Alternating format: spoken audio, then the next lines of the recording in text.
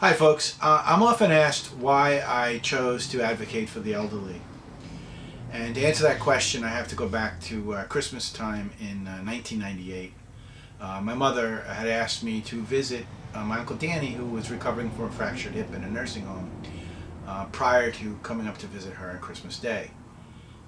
I didn't know my Uncle Danny very well. He was very eccentric. He really didn't keep in touch with the family. But of course, I agreed to do it. So my wife and I went on Christmas morning. And when we explained to my Uncle Danny why we were there, he burst into tears and said that his prayers were answered.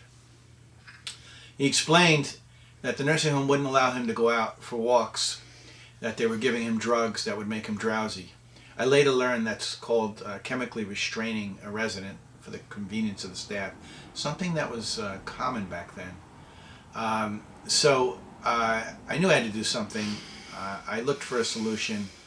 I found a legal solution to the problem, which is I prepared a release, releasing the nursing home from any liability if my Uncle Danny was injured.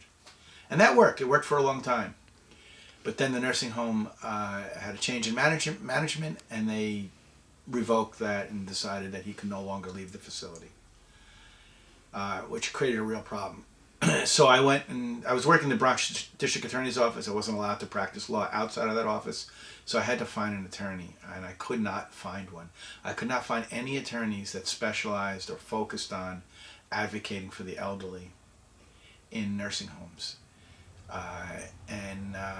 It was without the ability to find someone, I couldn't get to the bottom of this. I couldn't even bring a lawsuit.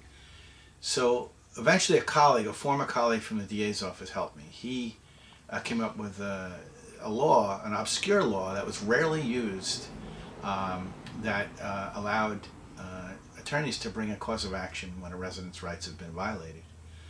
And New York was really at the forefront of this movement, but no one had really pursued it. And it was really in that moment when I learned of this law that I decided that I wanted to spend my career advocating for the elderly. So that's how I got into it. Thank you.